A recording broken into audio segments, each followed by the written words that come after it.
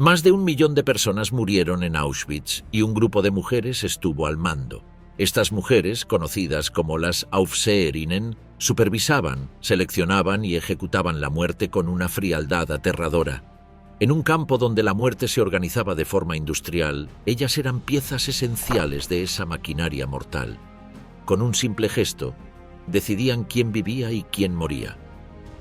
Armadas con látigos y acompañadas de perros entrenados para atacar, infligían castigos brutales que no solo buscaban controlar, sino destruir a los prisioneros física y psicológicamente. Su poder era absoluto y su crueldad imparable. ¿Qué las impulsó a cometer actos de crueldad indescriptibles? ¿Cuál fue el brutal destino de estas mujeres? Auschwitz, el reinado de terror de las guardianas SS. Auschwitz-Birkenau representa la culminación más terrible de la maquinaria de exterminio nazi, un complejo donde más de 1 millón de personas perdieron la vida durante la Segunda Guerra Mundial. En este escenario de horror sistemático, un grupo específico de mujeres desempeñó un papel crucial en el mantenimiento del aparato de terror. Las Aufseherinnen, guardianas femeninas que supervisaban a las prisioneras y participaban activamente en el mecanismo de muerte que definió al campo. El campo de concentración y exterminio de Auschwitz, establecido en 1940 en la Polonia ocupada, se expandió rápidamente a medida que la Alemania nazi implementaba la solución final. Auschwitz I funcionaba como centro administrativo, mientras que Auschwitz II-Birkenau se convirtió en la principal instalación de exterminio donde cientos de miles de personas, principalmente judíos, fueron asesinados en cámaras de gas inmediatamente después de su llegada. Para 1942, el complejo ya había evolucionado hasta convertirse en el epicentro del genocidio planificado, donde la muerte operaba con eficiencia industrial. En este sistema meticulosamente organizado, las guardianas femeninas ocupaban un lugar fundamental. A diferencia de otros campos donde predominaba el personal masculino, Auschwitz contaba con un contingente específico de mujeres alemanas y austríacas encargadas de supervisar la sección femenina del campo. Estas mujeres, que en su mayoría eran jóvenes provenientes de diversos sectores sociales, se habían unido al servicio de las SS por distintas motivaciones, algunas por convicción ideológica, otras por oportunidades económicas y algunas simplemente por el poder que les confería el uniforme. El reclutamiento de las Aufseherinnen se intensificó a medida que la guerra progresaba y los campos expandían su capacidad. Muchas de ellas fueron entrenadas inicialmente en Ravensbrück, un campo exclusivamente femenino que funcionaba como centro de formación para futuras guardianas. Allí aprendían los métodos de control, castigo y selección que luego aplicarían en Auschwitz y otros campos. El entrenamiento no solo incluía aspectos técnicos de vigilancia y administración, sino también el adoctrinamiento ideológico necesario para deshumanizar completamente a las prisioneras bajo su custodia. Las guardianas participaban en 2 procesos fundamentales del campo, las selecciones y los castigos. Durante las selecciones, junto a médicos de las SS como Josef Mengele, decidían quiénes serían enviados inmediatamente a las cámaras de gas y quiénes serían temporalmente perdonados para realizar trabajos forzados. Con un simple gesto de mano, estas mujeres determinaban quién viviría unas horas más y quién moriría en cuestión de minutos. Esta responsabilidad las convertía en engranajes esenciales de la maquinaria de exterminio, con poder directo sobre la vida y muerte de miles de personas. El terror que inspiraban se materializaba diariamente en sus prácticas de castigo y control. Armadas con látigos y acompañadas frecuentemente por perros entrenados para atacar, infligían castigos brutales por las infracciones más mínimas. Una mirada inapropiada, un momento de descanso no autorizado o la incapacidad para mantener el ritmo de trabajo podían desencadenar golpizas salvajes que frecuentemente terminaban en muerte. Estos castigos no eran simplemente reacciones a infracciones de las normas, sino elementos sistemáticos de un régimen diseñado para quebrar toda resistencia física y psicológica entre los prisioneros. La presencia de las guardianas creaba un ambiente de terror psicológico constante. Las prisioneras nunca sabían cuándo serían seleccionadas para castigos arbitrarios o cuándo una guardiana decidiría utilizarlas para su entretenimiento personal. Algunas de estas mujeres desarrollaron reputaciones particularmente terribles, ganándose apodos como la Bestia, la Comadreja o el Ángel Rubio de la Muerte. Estos sobrenombres reflejaban el miedo que inspiraban y los rasgos particulares de su crueldad, que frecuentemente se manifestaba en formas distintivas de tortura y humillación. Lo más perturbador del fenómeno de las guardianas de Auschwitz es cómo mujeres aparentemente ordinarias se transformaron en agentes de un sistema genocida. Muchas de ellas habían sido amas de casa, trabajadoras de fábricas, peluqueras o empleadas domésticas antes de unirse a las SS. Esta transformación revela cómo el adoctrinamiento ideológico y el poder absoluto pueden corromper la moral humana hasta sus cimientos, convirtiendo a personas comunes en perpetradoras de atrocidades inimaginables en cuestión de meses o años. A medida que los aliados avanzaban hacia Alemania en los últimos meses de la guerra, el personal de Auschwitz comenzó a desmantelar evidencias de sus crímenes. Miles de prisioneros fueron forzados a marchar hacia otros campos en lo que se conocería como las Marchas de la Muerte, mientras que muchos documentos fueron destruidos. Las guardianas recibieron órdenes de trasladarse a otros campos más alejados del frente, como Bergen-Belsen o Ravensbrück. Algunas aprovecharon el caos de la derrota inminente para escapar y asumir identidades falsas, mientras que otras permanecieron en sus puestos hasta el final, aparentemente incapaces de comprender que pronto deberían rendir cuentas por sus acciones. Cuando las fuerzas aliadas finalmente liberaron los campos de concentración, se encontraron con escenas de horror indescriptible. En Bergen-Belsen, donde muchas guardianas de Auschwitz habían sido transferidas, los británicos descubrieron más de 10.000 cadáveres sin enterrar y aproximadamente 60.000 prisioneros en condiciones extremas de desnutrición y enfermedad. Las guardianas que no habían logrado escapar fueron arrestadas inmediatamente. Algunas, como Irma Grese y Elisabeth Volkenrath, fueron capturadas en Bergen-Belsen, mientras que otras, como Maria Mandel, fueron localizadas meses después durante operaciones específicas de búsqueda. El mundo comenzaba a conocer los detalles de los horrores perpetrados en Auschwitz y la participación activa de mujeres en estos crímenes generó particular conmoción. Contrario a la imagen idealizada de la mujer como cuidadora y protectora, estas guardianas habían demostrado una capacidad para la crueldad que desafiaba suposiciones de género profundamente arraigadas. Sus casos serían juzgados en diversos tribunales establecidos por los aliados para procesar los crímenes de guerra nazis, marcando el inicio de un proceso de justicia que intentaría establecer responsabilidades por uno de los capítulos más oscuros de la historia humana. Entre todas estas guardianas, 4 destacan por la magnitud de sus crímenes y por haber pagado el precio máximo por ellos: Maria Mandel, Johanna Bormann, Elisabeth Volkenrath e Irma Grese.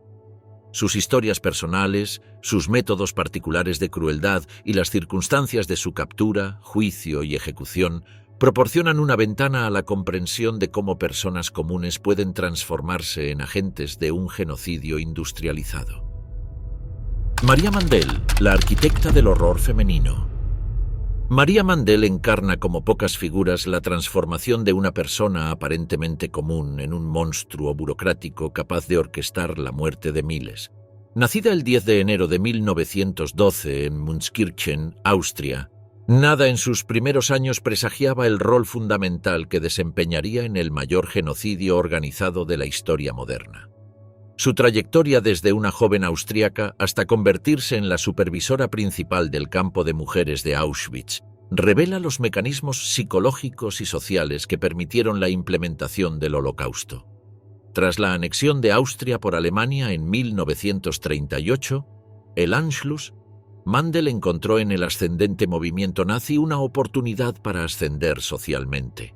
A diferencia de guardianas más jóvenes que fueron moldeadas desde su adolescencia por la ideología nazi, Mandel se unió al movimiento siendo adulta, por convicción personal y ambición. Esta decisión consciente marca una diferencia fundamental en la evaluación de su culpabilidad posterior.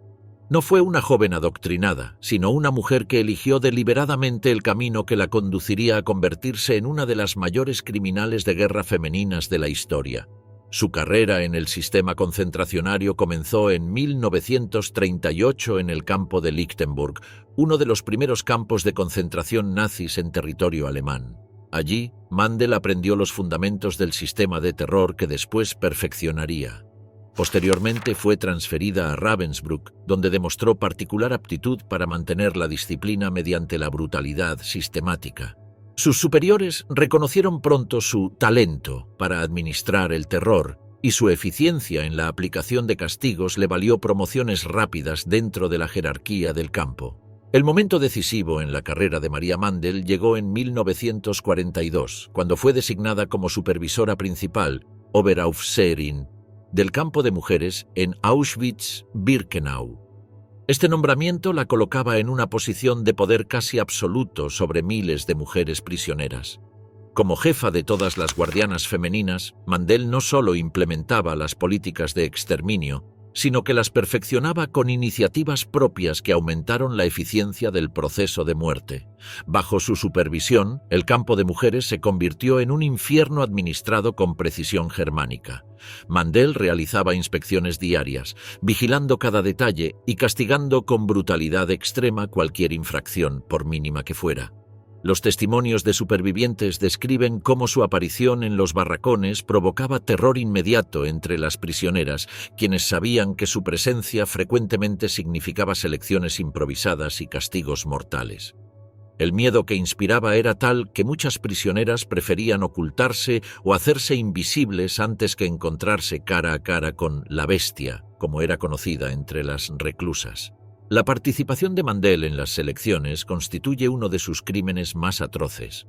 Posicionada junto a médicos de las SS como Josef Mengele, Mandel decidía con un simple gesto quién viviría temporalmente para trabajar y quién sería enviado directamente a las cámaras de gas. Se estima que participó personalmente en la selección de aproximadamente 500.000 personas para su asesinato inmediato. Cada tren que llegaba a Auschwitz significaba un nuevo episodio de este macabro ritual, donde Mandel ejercía su poder de vida y muerte con absoluta frialdad. El sadismo de Mandel se manifestaba particularmente en los castigos que ideaba y supervisaba. Ordenaba frecuentemente azotamientos públicos, administrados en ocasiones por ella misma, que dejaban a las víctimas inconscientes o muertas. Una práctica particularmente cruel consistía en obligar a prisioneras debilitadas a permanecer de pie durante horas en la nieve, lo que resultaba inevitablemente en hipotermia y muerte. Quienes colapsaban durante estos castigos eran enviadas inmediatamente a las cámaras de gas, en un círculo vicioso donde el castigo conducía invariablemente a la muerte. Un aspecto único de Mandel, que la distingue de otras guardianas, era su afición por la música. En una bizarra contradicción, esta mujer que orquestaba la muerte de miles organizó una orquesta de prisioneras en Auschwitz. Las seleccionadas para formar parte de esta orquesta recibían un trato relativamente mejor, pero debían tocar mientras los trenes llegaban al campo y durante las ejecuciones públicas. Esta yuxtaposición de refinamiento cultural y brutalidad extrema exemplifica la perversión moral que caracterizó al régimen nazi en su conjunto, donde la cultura clásica europea coexistía con la barbarie sistemática. Mandel también participaba activamente en la selección de prisioneras para los experimentos médicos realizados por médicos de las SS. Estos experimentos incluían esterilizaciones forzadas, cirugías sin anestesia y exposición a radiación. Las víctimas, predominantemente mujeres judías y gitanas, eran tratadas como material desechable para investigaciones pseudocientíficas que carecían de todo valor médico real. Mandel visitaba regularmente los bloques donde se realizaban estos experimentos, observando procedimientos que causaban agonía extrema con absoluta indiferencia. A medida que el Ejército Rojo avanzaba hacia Polonia en 1944, el personal de Auschwitz comenzó a preparar la evacuación del campo.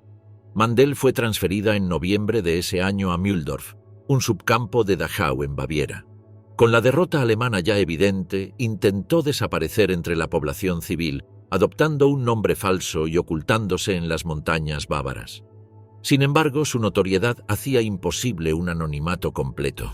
El 10 de agosto de 1945, Maria Mandel fue arrestada por fuerzas estadounidenses. Durante los interrogatorios iniciales, los investigadores quedaron impresionados por su inteligencia y por la frialdad con que describía las operaciones de Auschwitz.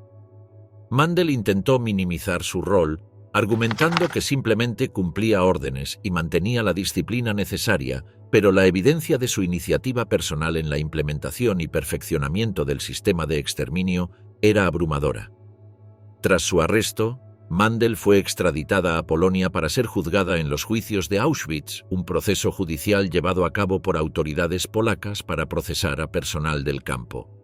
Durante el juicio, celebrado en Cracovia en noviembre y diciembre de 1947, docenas de supervivientes testificaron sobre su crueldad. Las pruebas documentales y testimoniales establecieron sin lugar a dudas su participación directa en el asesinato sistemático de cientos de miles de personas. El tribunal la encontró culpable de crímenes contra la humanidad y la condenó a muerte. En sus últimas declaraciones, Mandel mostró cierto arrepentimiento, pidiendo perdón por los crímenes cometidos, aunque es imposible determinar la sinceridad de esta contrición tardía.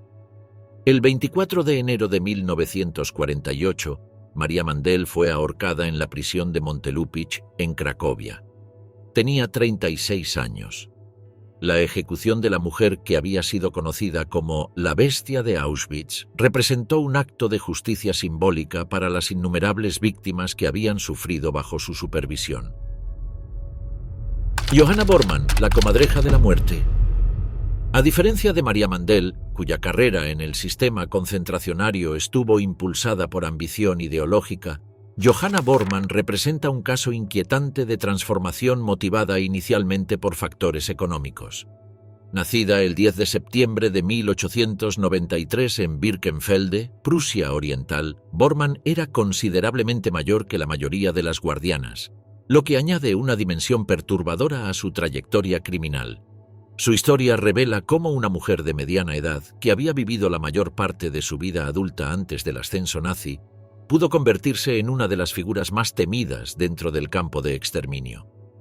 Los primeros años de Bormann contrastan marcadamente con su posterior notoriedad. Según algunos testimonios, en su juventud había sido una mujer religiosa que incluso realizó trabajo misionero.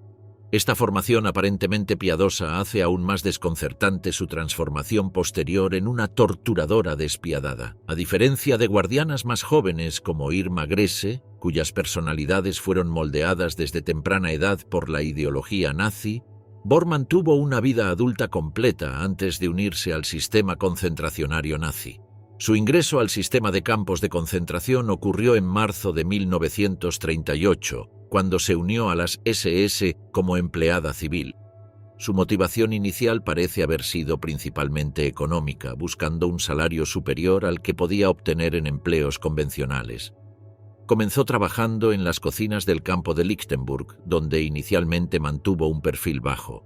Sin embargo, cuando este campo fue clausurado y su personal transferido a Ravensbrück en 1939, Bormann comenzó a ascender en la jerarquía del campo, eventualmente supervisando a grupos de trabajo de prisioneras. Para 1943, cuando fue transferida a Auschwitz-Birkenau, Bormann ya había desarrollado los métodos de control brutal que la harían infame. A sus 50 años, edad inusual para una guardiana, representaba una figura maternal pervertida, utilizando la crueldad en lugar del cuidado como herramienta de control. Fue asignada inicialmente a supervisar comandos de trabajo fuera del campo, pero posteriormente también asumió funciones dentro del complejo principal de Birkenau, el centro neurálgico del exterminio masivo.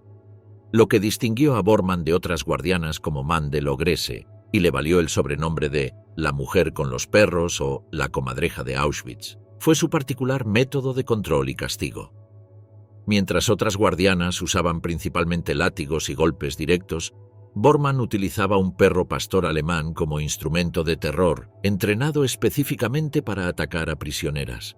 Este perro se convirtió en símbolo del terror que Bormann inspiraba entre las reclusas, quienes temían especialmente encontrarse con ella durante los traslados o durante el trabajo fuera del campo.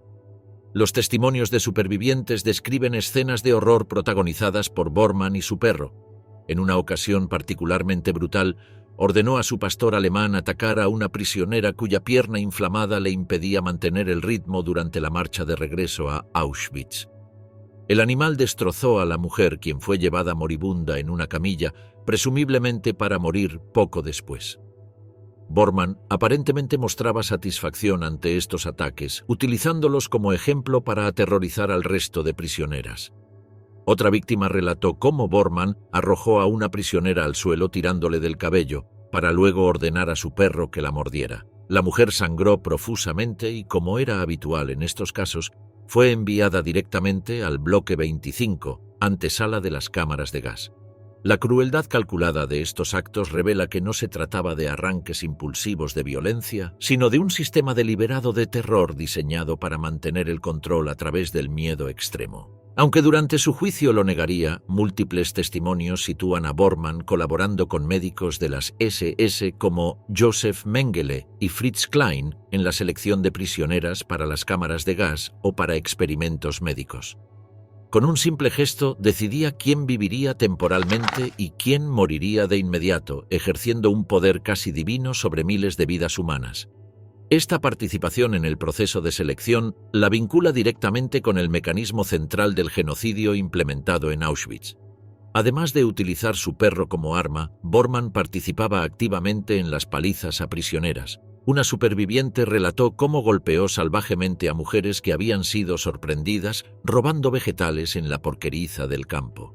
En otro incidente, cuando una prisionera intentó proteger a una amiga enferma para que no fuera obligada a trabajar, Bormann la golpeó con tal fuerza que le rompió 2 dientes y luego ordenó a su perro atacar a la mujer enferma. La víctima falleció 2 días después a consecuencia de las heridas. A medida que la guerra se acercaba a su fin y la derrota alemana parecía inevitable, Bormann fue transferida a Bergen-Belsen, campo que se convirtió en destino de muchos prisioneros evacuados de campos orientales. Bajo el mando de Joseph Kramer, conocido como la Bestia de Belsen, Bormann continuó su régimen de terror, manteniendo las mismas prácticas crueles que había desarrollado en Auschwitz, incluso cuando el colapso del Tercer Reich era ya inminente. Cuando las fuerzas británicas liberaron Bergen-Belsen el 15 de abril de 1945, encontraron escenas de horror indescriptible. Bormann, a diferencia de otros guardias que habían huido, permaneció en el campo, aparentemente convencida de que podría eludir responsabilidades o quizás incapaz de concebir que sus acciones fueran consideradas criminales. Tras su arresto, Bormann fue inicialmente obligada por los británicos a participar en la remoción y entierro de los numerosos cadáveres encontrados en el campo, tarea que los militares impusieron a todos los guardias capturados como forma inicial de rendición de cuentas. El juicio de Johanna Bormann formó parte del juicio de Belsen, el primer proceso por crímenes de guerra llevado a cabo por los británicos contra personal de campos de concentración. El proceso comenzó el 17 de septiembre de 1945 en Lüneburg y Bormann enfrentó cargos por crímenes cometidos tanto en Bergen-Belsen como en Auschwitz. Se declaró no culpable de todos los cargos. Durante el juicio, la estrategia defensiva de Bormann consistió en negar o minimizar sus acciones. Admitió haber golpeado ocasionalmente a prisioneras para mantener el orden, pero negó categóricamente su participación en las selecciones. Respecto a su infame perro, sostuvo que era simplemente una mascota sin entrenamiento para atacar, y que cualquier uso del animal contra prisioneras habría violado las normas del campo, resultando en su propio castigo. También afirmó que había intentado abandonar las SS en 1943, pero que su solicitud fue rechazada. Particularmente reveladora fue su afirmación de que, aunque veía los camiones que transportaban prisioneros a las cámaras de gas, desconocía su destino final. Esta defensa del desconocimiento, común entre los acusados de crímenes nazis, resultaba especialmente inverosímil en el caso de Bormann, dado su alto nivel de participación en las operaciones diarias del campo durante años.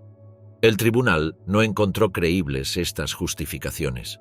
Los testimonios de numerosos supervivientes, que describían con precisión su brutalidad y la forma en que utilizaba a su perro para aterrorizar y atacar a prisioneras, pesaron más que sus negaciones. Johanna Bormann fue declarada culpable de crímenes contra la humanidad y condenada a muerte en noviembre de 1945. El 13 de diciembre de 1945, Bormann fue ejecutada en la prisión de Hamelin. El verdugo británico Albert Pierrepoint, quien ejecutó a numerosos criminales de guerra nazis, describió a Bormann como una mujer que parecía vieja y demacrada, que caminaba con dificultad hacia la horca.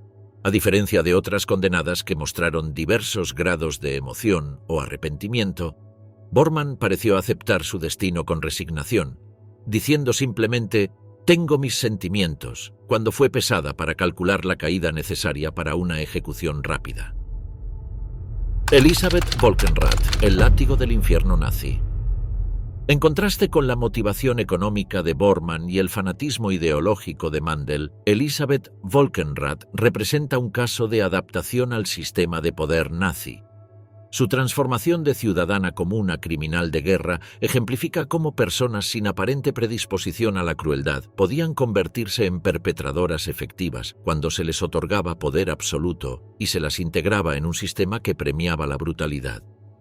Nacida como Elisabeth Merlau el 5 de septiembre de 1919 en Schönau, Alemania, nada en sus orígenes humildes presagiaba el papel histórico que desempeñaría como una de las guardianas más brutales del campo de exterminio.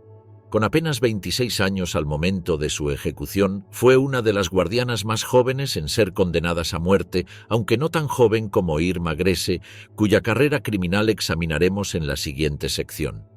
Antes de su asociación con el régimen nazi, Volkenrath llevaba una vida anónima trabajando como peluquera, una profesión que requiere habilidades interpersonales y cierta delicadeza manual.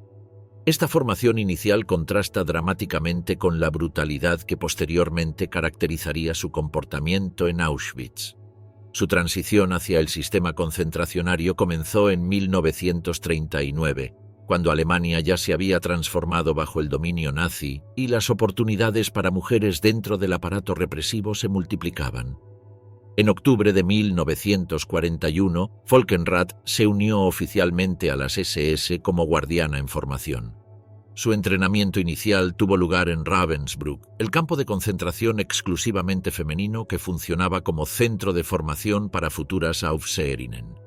Allí aprendió las técnicas de control, vigilancia y castigo que aplicaría posteriormente en Auschwitz. Su desempeño debió impresionar a sus superiores, pues en marzo de 1942, con apenas 6 meses de experiencia, fue transferida a Auschwitz en un momento crítico del desarrollo del campo como centro de exterminio. Su llegada a Auschwitz coincidió con la implementación a gran escala de la solución final tras la conferencia de Wannsee, en enero de 1942. Volkenrath se incorporó inicialmente como supervisora del taller de costura del campo, donde las prisioneras confeccionaban y reparaban uniformes. Esta posición aparentemente rutinaria le otorgaba, sin embargo, poder absoluto sobre las mujeres asignadas a esta función, muchas de las cuales eran prisioneras privilegiadas con habilidades específicas. En agosto de 1942, Volkenrath fue transferida a la sección de mujeres de Birkenau, el campo de exterminio propiamente dicho dentro del complejo de Auschwitz. Su carrera se interrumpió brevemente cuando contrajo tifus, enfermedad endémica en los campos de concentración debido a las condiciones insalubres, pero se recuperó y volvió al servicio activo. A finales de 1942 fue asignada a supervisar la recepción de paquetes, posición que le otorgaba control sobre uno de los pocos vínculos que las prisioneras mantenían con el mundo exterior.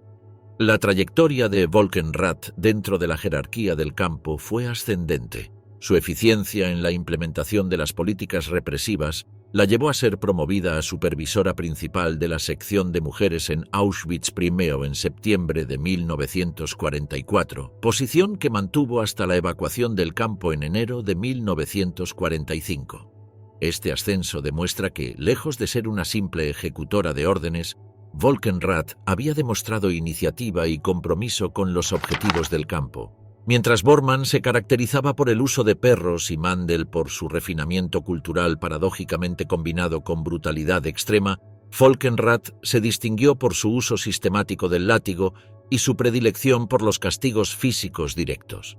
A diferencia de algunas supervisoras que delegaban los castigos físicos, ella participaba personalmente en las golpizas a prisioneras, utilizando un látigo o porra de goma con tal violencia que muchas víctimas quedaban inconscientes. Algunos relatos describen cómo golpeaba a mujeres hasta matarlas, mostrando una combinación de sadismo y desprecio absoluto por la vida humana. Un testigo relató cómo Volkenrath Tras descubrir que una prisionera llevaba un anillo y un medallón, la obligó a correr detrás de su bicicleta hasta la sede de las SS, donde la golpeó brutalmente con una porra de goma. La mujer fue posteriormente encerrada en un sótano donde recibía pan y agua cada 3 días, y finalmente fue asignada a trabajar limpiando letrinas, donde contrajo tifus y casi muere. Este episodio ilustra no solo la brutalidad física inmediata, sino también la premeditación en infligir sufrimiento prolongado característico de su método de control. Otro incidente particularmente atroz involucró a una anciana a quien Volkenrath arrojó por unas escaleras cerca del taller, causándole la muerte instantánea. También se la acusó de privar sistemáticamente a las prisioneras de alimentos, agua y suministros esenciales, agravando las ya terribles condiciones de vida en el campo. Estas acciones no eran meramente reactivas a infracciones de normas, sino parte de un régimen deliberado de terror diseñado para quebrar la resistencia física y psicológica de las prisioneras.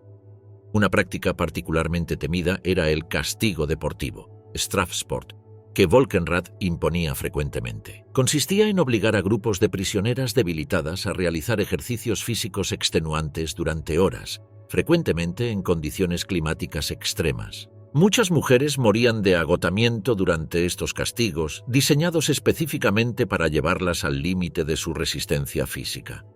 La crueldad calculada de este método revela una mentalidad que buscaba no solo castigar, sino destruir sistemáticamente a las víctimas. Volkenrath también participó activamente en las selecciones, el proceso mediante el cual se decidía qué prisioneros serían enviados directamente a las cámaras de gas y quiénes serían temporalmente perdonados para realizar trabajos forzados. Aunque durante su juicio negaría este hecho, múltiples testigos la situaron en la rampa de selección, colaborando con médicos de las SS para determinar quién viviría y quién moriría. Con un simple gesto de mano, decidía el destino inmediato de miles de personas, especialmente mujeres y niños. También participaba en la carga de prisioneras en los camiones que las llevaban a las cámaras de gas, aunque posteriormente alegaría desconocer su destino final. El comportamiento de Volkenrath durante su tiempo en Auschwitz refleja una progresiva deshumanización, tanto de sus víctimas como de sí misma. La mujer que había sido peluquera se transformó en una ejecutora eficiente de un sistema genocida, adaptándose e incluso innovando métodos de control y castigo. Esta metamorfosis moral no ocurrió de repente, sino a través de un proceso gradual de normalización de la crueldad y de sensibilización ante el sufrimiento ajeno, facilitado por la ideología racial nazi y el poder absoluto otorgado a los guardias del campo. Con la aproximación del Ejército Rojo a Polonia en enero de 1945, Auschwitz fue evacuado y Volkenrath, junto a otros miembros del personal, fue transferida a Bergen-Belsen. Este campo, originalmente establecido como campo de prisioneros de guerra, se había convertido en destino de miles de prisioneros evacuados de campos orientales. Las condiciones en Bergen-Belsen durante los últimos meses de la guerra eran apocalípticas, con hacinamiento extremo, escasez de alimentos y agua, y enfermedades incontrolables como el tifus y la disentería. En este contexto de colapso institucional, Volkenrath continuó aplicando los mismos métodos brutales que había desarrollado en Auschwitz. Como supervisora principal, siguió ordenando palizas y castigos, incluso cuando la derrota alemana era ya inminente. Su incapacidad para moderar su comportamiento incluso ante el evidente final del régimen nazi sugiere hasta qué punto había internalizado la deshumanización de las prisioneras, convertida ya en parte fundamental de su identidad profesional y personal. Volkenrath, a diferencia de otros guardias que huyeron ante la llegada de los aliados, permaneció en el campo y fue arrestada inmediatamente tras la liberación de Bergen-Belsen por las fuerzas británicas el 15 de abril de 1945. Como parte de las primeras medidas de rendición de cuentas, fue obligada junto con otros guardias capturados a participar en la remoción y entierro de los numerosos cadáveres encontrados en el campo. Posteriormente fue internada en la prisión de Celle para interrogatorio y preparación de su juicio. El proceso judicial contra Volkenrath formó parte del juicio de Belsen, llevado a cabo por un tribunal militar británico en Lüneburg entre septiembre y noviembre de 1945. Volkenrath enfrentó cargos por crímenes cometidos tanto en Bergen-Belsen como en Auschwitz. Durante el proceso, Numerosos supervivientes testificaron sobre su brutalidad, detallando palizas mortales, abuso de poder y participación en las selecciones. La estrategia defensiva de Volkenrath consistió principalmente en negar o minimizar su participación en los aspectos más atroces del sistema concentracionario. Admitió haber estado presente en las selecciones, pero negó haber participado activamente en ellas. También negó conocer el destino final de quienes eran seleccionados, afirmando que desconocía la existencia de cámaras de gas. Respecto a los golpes y castigos, admitió haber abofeteado ocasionalmente a prisioneras, pero negó las acusaciones de palizas mortales y torturas sistemáticas. El tribunal no encontró creíbles estas justificaciones. Los testimonios de numerosos supervivientes que describían con precisión su brutalidad y su participación activa en diversos aspectos del proceso de exterminio pesaron más que sus negaciones.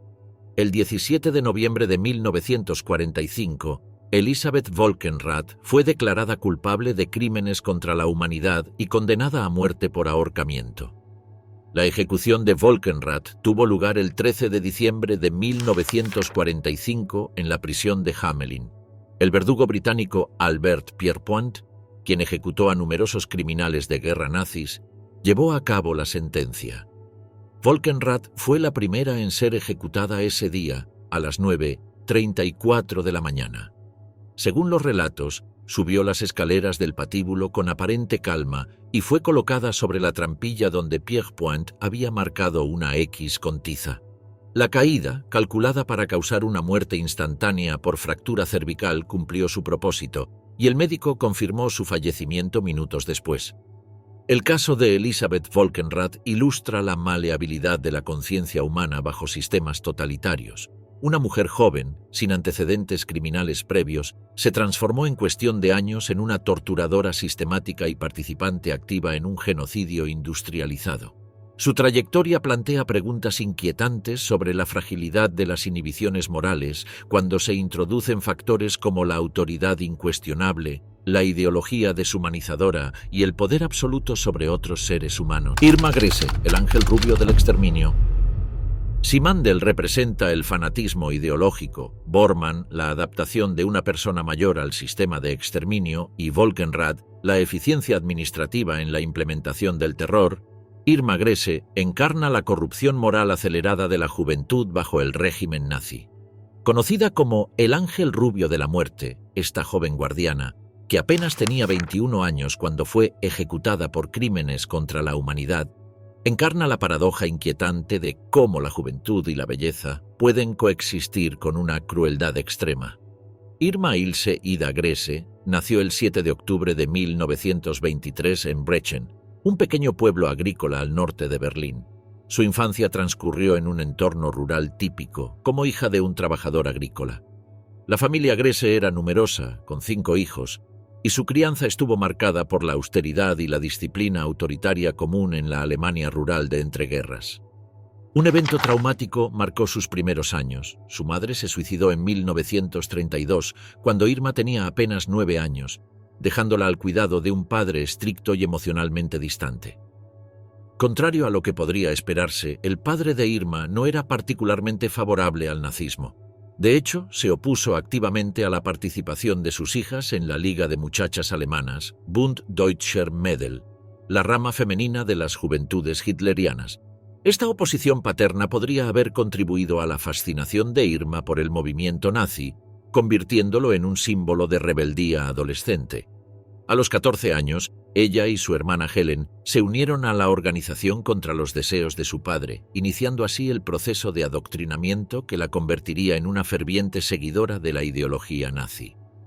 A diferencia de Mandel o Bormann, que se incorporaron al sistema concentracionario siendo adultas formadas, Grese fue moldeada desde su adolescencia por el nacionalsocialismo. Los registros históricos indican que la joven Irma no era particularmente violenta durante su adolescencia. De hecho, algunos testimonios sugieren que tendía a evitar confrontaciones físicas. La transformación de esta adolescente aparentemente normal en una torturadora sádica subraya el poder del adoctrinamiento ideológico combinado con sistemas que legitiman y recompensan la crueldad. En 1939, con apenas 16 años, Irma abandonó la escuela tras completar solo 8 años de educación básica.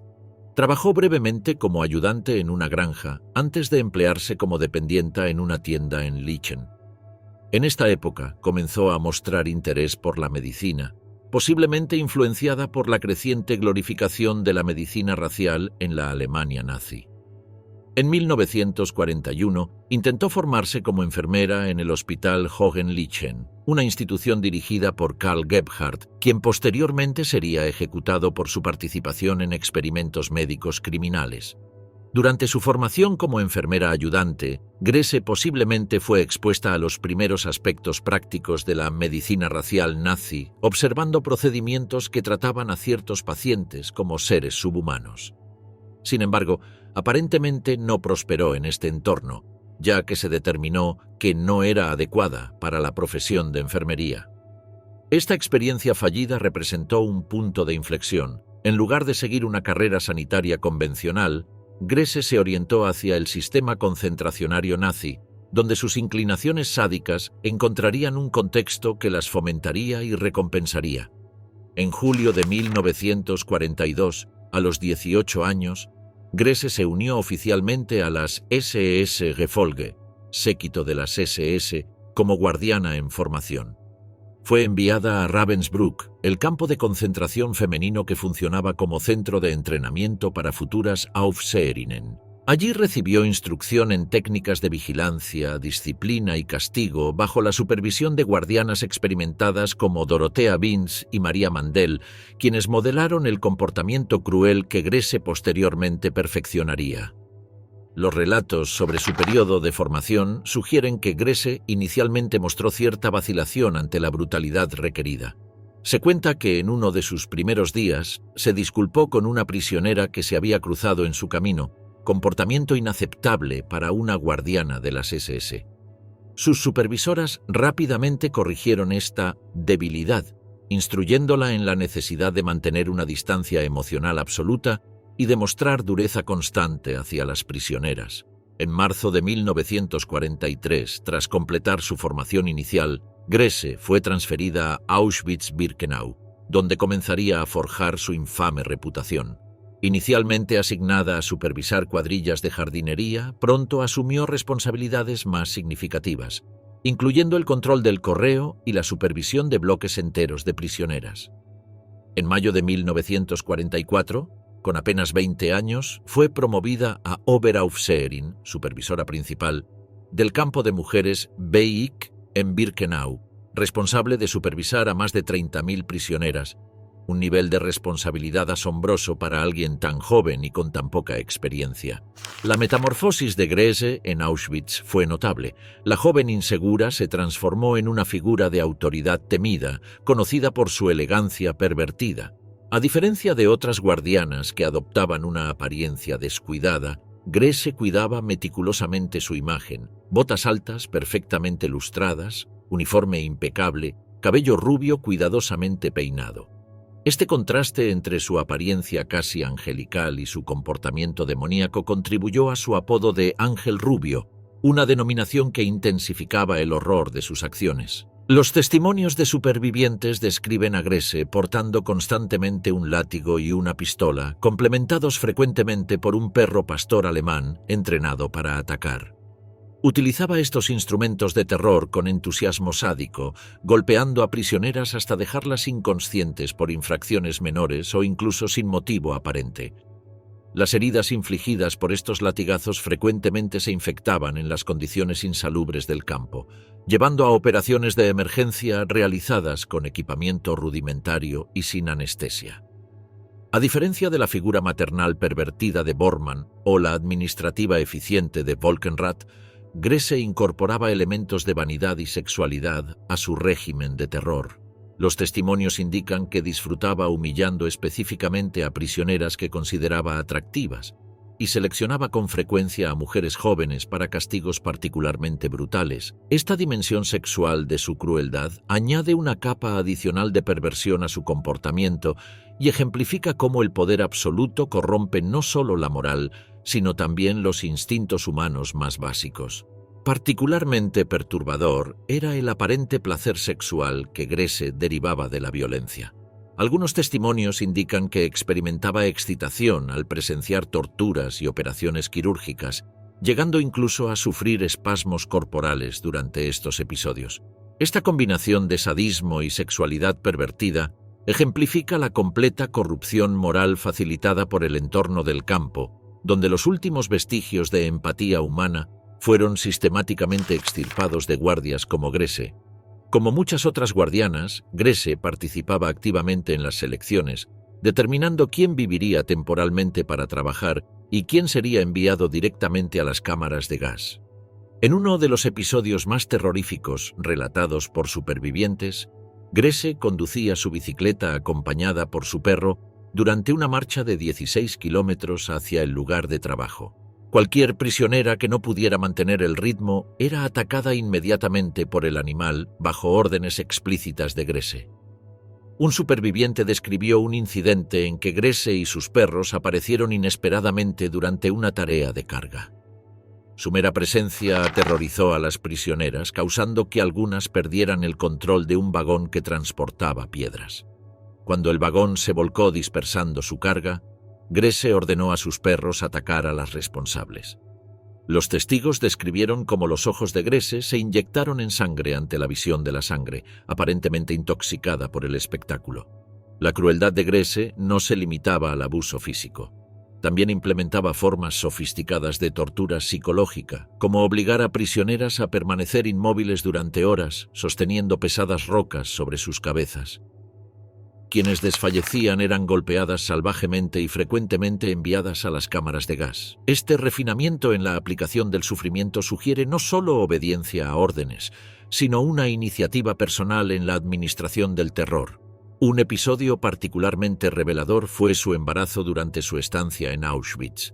Grese obligó a médicos prisioneros a realizarle un aborto, proporcionándoles incluso los instrumentos necesarios. Este incidente ilustra no solo la hipocresía de su adherencia a la ideología nazi de maternidad para las mujeres arias, sino también su disposición a utilizar su poder para satisfacer sus necesidades personales mientras participaba en la destrucción sistemática de vidas consideradas indignas. Con el avance del Ejército Rojo hacia Polonia, Auschwitz fue evacuado en enero de 1945. Grese fue brevemente transferida a Ravensbrück antes de ser asignada a Bergen-Belsen en marzo de 1945, donde continuó su régimen de brutalidad a pesar de la inminente derrota alemana. En Bergen-Belsen, bajo el mando de Joseph Kramer, con quien aparentemente también mantuvo una relación, Grese siguió imponiendo castigos severos, obligando a prisioneras debilitadas a permanecer de pie o arrodilladas durante horas, sosteniendo piedras pesadas sobre sus cabezas. Cuando las fuerzas británicas liberaron Bergen-Belsen el 15 de abril de 1945, Grese no intentó escapar, permaneciendo en el campo supuestamente para mantener el orden. Fue arrestada junto con otros guardias y forzada inicialmente a participar en la remoción de miles de cadáveres encontrados en el campo. Durante los interrogatorios preliminares realizó una declaración reveladora. Era nuestro deber exterminar elementos antisociales para que Alemania pudiera florecer en el futuro. Esta frase encapsula la racionalización ideológica que permitió a una joven de 20 años participar en el asesinato sistemático de miles de personas. El juicio de Irma Grese formó parte del juicio de Belsen, el primer proceso por crímenes de guerra llevado a cabo por los británicos. Durante el juicio, numerosos supervivientes testificaron sobre su brutalidad, describiendo palizas, torturas y ejecuciones realizadas por la joven guardiana. A diferencia de otros acusados que mostraban nerviosismo o remordimiento, Grese mantuvo una actitud sorprendentemente compuesta durante el proceso, aparentemente más preocupada por su apariencia que por las acusaciones en su contra. El 17 de noviembre de 1945, Irma Grese fue declarada culpable de crímenes contra la humanidad y condenada a muerte por ahorcamiento. Durante sus últimas semanas de vida, mostró finalmente signos de angustia emocional, llorando frecuentemente en su celda. Sin embargo, Nunca expresó remordimiento por sus acciones, manteniendo hasta el final la convicción de que había actuado correctamente según los valores del régimen al que había dedicado su juventud. El 13 de diciembre de 1945, Irma Grese fue ejecutada en la prisión de Hamelin por el verdugo británico Albert Pierrepoint. Fue la segunda en morir ese día, tras Elisabeth Volkenrath. Pierrepoint describió cómo llamó a Grese por su nombre y ella salió de su celda, siguiéndolo hacia la cámara de ejecución. A las 9:34 de la mañana, entró en la habitación, miró brevemente a los oficiales presentes y caminó hasta el centro de la trampilla donde Pierrepoint había marcado una X con tiza. Cuando el verdugo colocó la capucha blanca sobre su cabeza, Grese pronunció su última palabra: «Schnell», rápido. La trampilla se abrió y tras la caída, el médico confirmó su muerte 20 minutos después. El caso de Grese, más que ningún otro, ilumina cómo el sistema nazi podía moldear a una joven sin inclinaciones violentas aparentes en una torturadora sádica en cuestión de años. Su rápido ascenso dentro del sistema concentracionario y su disposición a adoptar y perfeccionar métodos crueles ilustran la eficacia del adoctrinamiento ideológico cuando se combina con poder absoluto y la ausencia de consecuencias por comportamientos brutales. Su juventud y apariencia angélica, contrastadas con la fealdad moral de sus acciones, subrayan la inquietante disociación entre apariencia externa y corrupción interna que caracterizó a muchos perpetradores del Holocausto. El juicio final, la caída de las guardianas de Auschwitz. Tras la liberación de los campos de concentración por las fuerzas aliadas en 1945, comenzaron los procesos para juzgar a los responsables de los crímenes cometidos. Las guardianas de Auschwitz presentaron un caso particular al sistema de justicia emergente, al haber ocupado posiciones de autoridad en el sistema concentracionario nazi. La captura de estas mujeres ocurrió en circunstancias diversas. Grese y Volkenrath fueron arrestadas en Bergen-Belsen, donde permanecieron hasta la liberación del campo el 15 de abril de 1945. Mandel fue capturada por fuerzas estadounidenses en Baviera el 10 de agosto de 1945, después de intentar ocultarse bajo una identidad falsa. Bormann, como otras guardianas, no intentó huir y fue arrestada en Bergen-Belsen. El juicio de Belsen, celebrado entre septiembre y noviembre de 1945, constituyó el primer gran proceso contra guardianas de Auschwitz. Durante 54 días, el tribunal escuchó testimonios sobre las acciones cometidas por estas mujeres. Grese, de 22 años, mantenía una actitud compuesta y aparentemente estaba más preocupada por su apariencia que por las acusaciones en su contra, lo que generó considerable atención mediática. Las estrategias defensivas de las acusadas incluían la negación de participación directa en asesinatos, afirmaciones de desconocimiento sobre el destino de los seleccionados y el argumento de cumplimiento de órdenes. El tribunal rechazó estas defensas, estableciendo el precedente de que la obediencia debida no exime de responsabilidad por crímenes contra la humanidad. El 17 de noviembre de 1945, Grese, Volkenrath y Bormann fueron condenadas a muerte junto con otros acusados. Mandel, que ocupó un rango superior como supervisora principal del campo de mujeres, fue extraditada a Polonia para ser juzgada en los juicios de Auschwitz, donde también fue condenada a muerte. Las ejecuciones del juicio de Belsen se realizaron el 13 de diciembre de 1945 en la prisión de Hamelin. El verdugo británico Albert Pierrepoint calculó previamente la longitud de cuerda necesaria según el peso y altura de cada condenado. Elisabeth Volkenrath fue la primera guardiana ejecutada a las 9:34 de la mañana. Irma Grese fue la segunda, pronunciando como última palabra «Schnell», rápido. Johanna Bormann, que según describió Pierrepoint parecía considerablemente mayor que sus 52 años, fue la última de las guardianas ejecutadas ese día, diciendo antes de morir: «Tengo mis sentimientos». María Mandel fue ejecutada el 24 de enero de 1948 en la prisión de Montelupich en Cracovia. A diferencia de Grese, Mandel expresó palabras de arrepentimiento antes de su muerte. Tras las ejecuciones, los cuerpos fueron cremados y las cenizas enterradas en ubicaciones no reveladas. Estos juicios y ejecuciones tuvieron importantes implicaciones para el desarrollo del derecho internacional. Establecieron que la participación en atrocidades conlleva responsabilidad personal, independientemente de las órdenes recibidas. Este principio fue posteriormente codificado en los Principios de Nuremberg, adoptados por la ONU en 1950. También es destacable el tratamiento equitativo dado a perpetradores femeninos en un sistema judicial que históricamente había aplicado estándares diferentes según el género. Las 4 guardianas ejecutadas presentaban perfiles distintos. Mandel, 36 años, había ascendido a una posición administrativa alta. Bormann, 52 años, se había unido inicialmente por razones económicas. Volkenrath, 26 años, había sido peluquera antes de convertirse en guardiana. Grese, 22 años, había sido adoctrinada desde su adolescencia en las juventudes nazis. Las reacciones de estas mujeres ante la ejecución también difirieron. Mandel expresó palabras de arrepentimiento. Bormann pronunció una frase ambigua. Volkenrath mantuvo silencio. Grese dijo únicamente «Schnell». Estas diferencias quedaron documentadas en los registros oficiales de las ejecuciones. Los juicios contra estas guardianas generaron extensa documentación sobre las operaciones de Auschwitz, ya que numerosos supervivientes testificaron durante los procesos. Esta documentación ha servido como evidencia histórica sobre el funcionamiento del sistema concentracionario nazi. El precedente legal establecido en estos juicios influyó en el desarrollo de los tribunales internacionales posteriores, como los establecidos para la antigua Yugoslavia y Ruanda, y en la creación de la Corte Penal Internacional. El concepto de crímenes contra la humanidad aplicado en estos casos se convirtió en un elemento fundamental del derecho internacional contemporáneo. Las ejecuciones de Maria Mandel, Johanna Bormann, Elisabeth Volkenrath e Irma Grese representaron la aplicación de sentencias capitales por crímenes cometidos en el contexto del sistema concentracionario nazi.